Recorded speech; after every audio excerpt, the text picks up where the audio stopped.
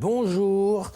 Alexandra, Sarah, Florent et Julien, bonjour. Aujourd'hui, est-ce que vous savez de quoi on va parler? À mon avis, il ne devrait pas y avoir d'erreur. On parle de quoi? Du lait. Bravo. Ah, vous êtes costaud aujourd'hui, c'est bien. Est-ce que vous savez depuis combien de temps on sait que le lait existe? Eh bien, 10 000 ans avant Jésus-Christ. Vous vous rendez compte? Jésus-Christ, il y a 2000 ans, ça fait pratiquement 12 000 ans qu'on sait que le lait existe.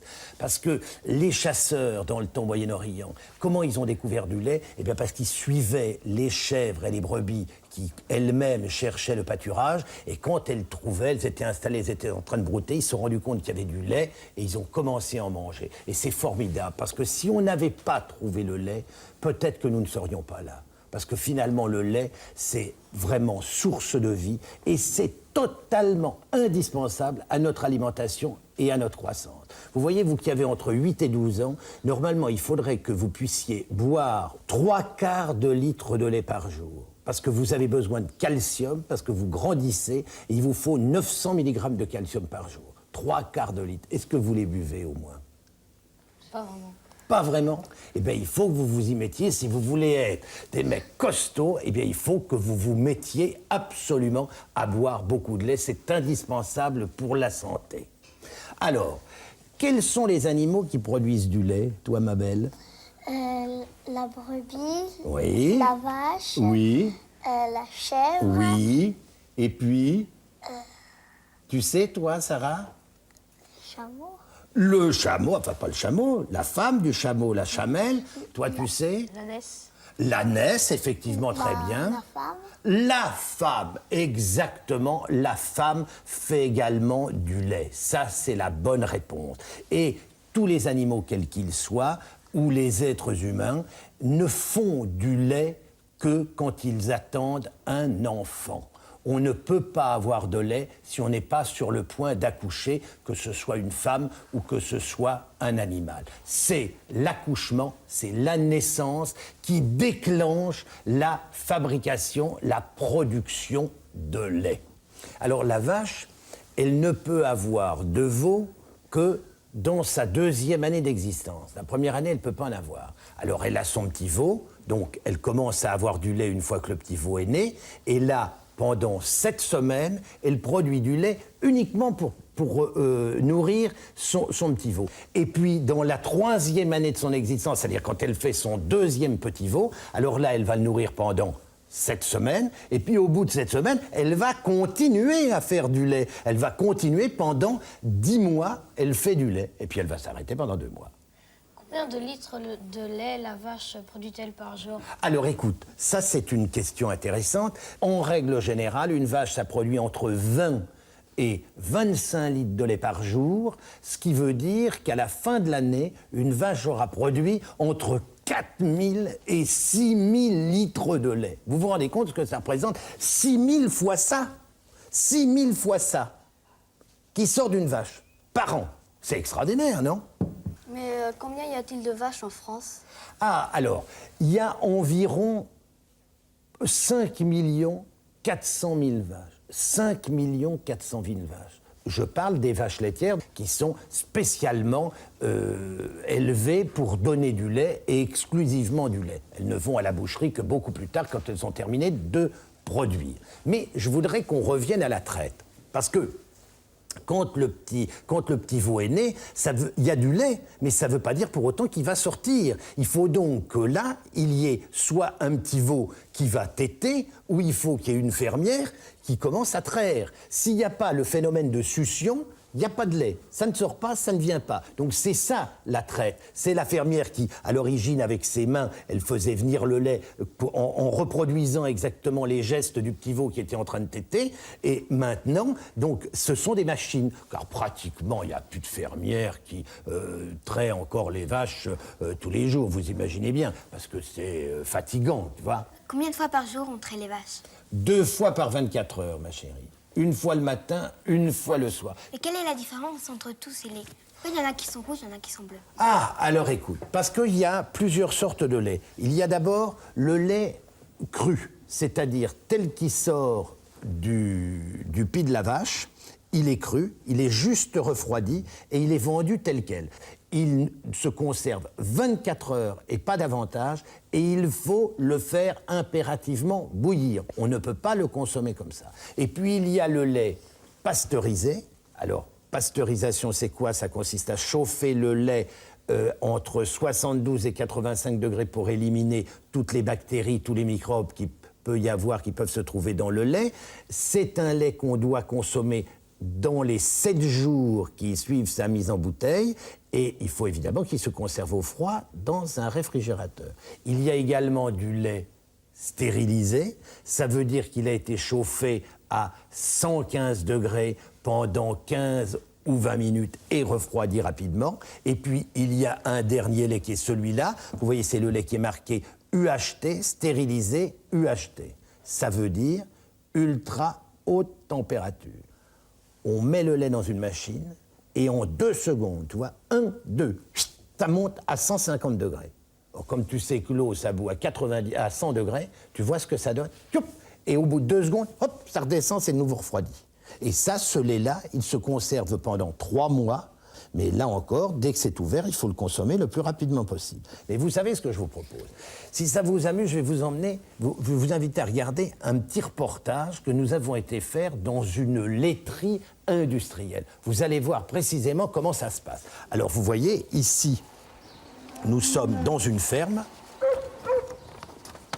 des vaches, un camion-citerne, le camion de la laiterie, qui vient ramasser le lait. Ces camions-là, ça peut contenir jusqu'à 25 000 litres de lait. Vous voyez, après la traite, eh bien, le lait est mis dans ces gros tanks, ces grosses citernes. Là, on fait un premier contrôle, on vérifie la qualité du lait, et puis le camion-citerne va se diriger vers la laiterie, où il va encore une fois être contrôlé. Car la chaîne sanitaire, la chaîne de l'hygiène est excessivement rigoureuse pour que les consommateurs n'aient aucun risque. Alors vous voyez, là c'est contrôlé méticuleusement et soigneusement. Le technicien, là, il vient de contrôler, il donne son accord. Le lait peut être vidé de son tank, vidé de sa citerne, et il va être là bientôt refroidi. C'est la première opération, on refroidit le lait. Il passe ensuite au travers du pasteurisateur qui donc chauffe le lait et qui va débiter 20 000 litres à l'heure. Je ne sais pas si vous vous rendez compte, donc les germes sont détruits. Ensuite, dans une écrémeuse centrifugeuse, on sépare la crème du lait et on stocke dans des grands tanks où il pourra, au fur et à mesure des besoins, être réutilisé. Toute l'opération de remplissage et de fermentation se fait évidemment de façon étanche et stérile pour éviter toute contamination microbienne. Là, il va être emballé directement. Vous voyez, ce sont des cartons à l'intérieur duquel il va y avoir le lait. Là encore, c'est stérile. Il n'y a aucun risque. Tout ça est fait automatiquement, mécaniquement. L'homme intervient un peu pour que les microbes ne se déposent pas. Et puis là, maintenant, vous voyez, il a été conditionné. Il est prêt à l'expédition. Il peut aller directement chez les crémiers ou dans les grandes surfaces pour être acheté par les consommateurs. Vous voyez, c'est ça. Mais quelle est la différence entre ce lait-là et le lait en poudre? Ah, alors, la différence, si tu veux, je vais vous montrer tous les autres types de lait. Vous voyez, on a vu là les laits qu'on trouve couramment dans le commerce. Alors, il peut y avoir des laits qui sont aromatisés. Tu vois, là, par exemple, c'est un lait au chocolat. Bon, là, vous avez du lait concentré. Le lait concentré, il existe sucré ou non sucré, et vous les avez ici en déshydraté, c'est-à-dire en poudre. Et puis vous avez celui-là, c'est celui qui imite le lait de la maman, parce que quand les femmes ne peuvent pas avoir de lait, ce qui peut arriver quelquefois qu'une femme n'ait pas de lait, ou tout simplement qu'elle n'ait pas envie de nourrir pour des raisons médicales ou des raisons qui lui sont propres, alors elle peut acheter dans la pharmacie du lait qui reproduit exactement la qualité du lait de la mère, sauf le goût. Est-ce que vous savez cuisiner? Non. Toi, tu cuisines pas, Julien? très bien, moi. Pas du tout, et toi, Florent? Non plus. Mais t'aimes ça quand même? Je sais pas, j'ai jamais essayé. Oui, mais t'aimes manger quand même. Ah ouais, bien sûr. Et vous cuisinez? Toi? Toi, tu sais faire la cuisine ou pas? Pas très bien. Pas très bien. Bon, eh ben, ça vous amuse qu'on aille faire un petit peu de cuisine? Hein? Vous voulez? On va essayer? On va essayer. Allez, allons-y. On va aller dans la cuisine et on va essayer de faire un truc que vous allez pouvoir reproduire, refaire pour vos parents. Venez avec moi. Bon, alors, on va essayer de faire de la cuisine. Enfin, on va faire un petit dessert à base de lait, quelque chose d'extrêmement simple. Vous n'avez jamais fait ça, mais Dieu merci, on a deux spécialistes, là, la petite Alexandra et la petite Sandra, qui sont la petite Sarah, qui savent très très bien cuisiner. Donc là, on n'a pas de risque. Ce sont des œufs au lait. C'est une des recettes les plus simples qui soit. Il faut quoi? Il faut 6 œufs. Il faut 140 grammes de sucre, une gousse de vanille, 1 litre de lait. C'est tout, pas davantage. Alors vous allez voir comme c'est simple. On va commencer par verser le lait, du lait cru ou du lait pasteurisé, ça n'a pas d'importance, et on va le mettre à bouillir. Il est là, on va, vous voyez, et voilà. Alors là, on le met en route, pardon, et ça marche.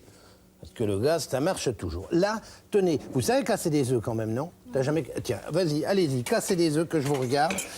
Dans le lait, on va mettre une gousse de vanille. Alors moi, je fends toujours la gousse de vanille en deux. Vous voyez, je fais comme ça.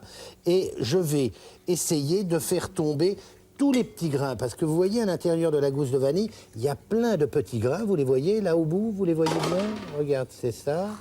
Tu vois, alors je vais bien gratter comme il faut et je vais les faire tous tomber à l'intérieur de la casserole car c'est ça qui va donner véritablement le goût. Ça va cuire tranquillement. On y est? Ça suffit, en voilà 6. Allons-y, vas-y, tiens, verse-moi ça dedans. Et là, tu vas faire tranquillement, tu vas mélanger le sucre. Oui, oui, n'aie pas peur de mettre tes doigts. Quand on cuisine, il faut mettre ses doigts. Voilà, verse ça, et allez-y, vous me remuez ça. Et pendant ce temps-là, on va faire un petit caramel. Un petit caramel, alors on va mettre un tout petit peu de sucre dans le fond de ce moule, parce que c'est ça qui va nous permettre, tu vois, on met un petit peu de sucre et on va mettre une cuillerée d'eau. Tiens, donne-moi voir le pot d'eau, voilà, tu vois, pas plus que ça. On met ça dans le fond, il n'y en a peut-être pas beaucoup, tiens, on va mettre encore un tout petit peu, voilà, comme ça. Et on va allumer ça. Voilà. Et alors, le sucre et l'eau vont commencer à fondre. Ça va changer de couleur. Ça va devenir d'abord beige clair, et puis ça va foncer. Et on va faire ce qu'on appelle du caramel. Ouh là là là là, on est en train de réussir notre coup. Ça alors, j'en reviens pas. Ça monte tout doucement. Regardez, ça monte. Hop là, et on arrête. Il était temps, mais c'est réussi. Alors là, vous voyez, on va le laisser un tout petit peu refroidir. Là, on va retirer ça. Regardez le caramel comme il est beau. Il est absolument magnifique, là. Il est vraiment parfait. On va le laisser là. Là, maintenant, tu vois, le lait a refroidi. Je vais le verser doucement dans le saladier, très doucement. Attention, et toi, tu continues à tourner. Regarde comme c'est bien. Voilà. Tu vois, tous ces petits points noirs, c'est la vanille, ça. Tu sens comme le lait sent bon? Tiens, regarde comme ça sent bon. Ça sent le lait et la vanille, c'est formidable. Et voilà. Et là maintenant, je vais le verser dans le moule. Tu peux pas faire quelque chose de plus simple que ça, hein. C'est bêtasson, franchement. Et voilà. Et maintenant, je vais mettre sur... Vous avez vu, je fais quelque chose et je n'ai pas d'explication. Car ma grand-mère, quand elle faisait des œufs au lait, elle mettait toujours un morceau de papier dans le fond du moule. Je ne sais pas pourquoi elle le faisait, mais elle l'a toujours fait. Et moi, elle ne pouvait pas me donner d'explication d'ailleurs. Je lui disais, pourquoi tu fais ça? Elle me disait, je ne sais pas, mais ma grand-mère me disait de le faire comme ça. Alors moi, je fais exactement comme ça. Comme ça va cuire au bain-marie, le bain-marie, ça veut dire dans de l'eau et dans le four. Je mets un petit peu d'eau, vous voyez, le papier est en train de s'imbiber. Voilà, un petit peu d'eau pour faire au bain-marie. Est-ce que tu veux avoir la gentillesse de m'ouvrir le four, toi, mon petit lapin? Alors, regarde, on va mettre ça dans un four à 220, et on va le laisser cuire pendant 40 minutes. Ouh, c'est pas mal du tout, dis donc, cette affaire-là. Alors, ce que je vous conseille, c'est aller attendre là-bas, dans le salon, dans la serre. On va le laisser refroidir et on va le manger maintenant. Regardez, mes petits loups, regardez, c'est prêt. Regardez comme c'est beau et comme le caramel est magnifique. Bon, eh bien, nous nous retrouverons la semaine prochaine pour 2 nouveaux produits et 2 nouvelles recettes. À la semaine prochaine.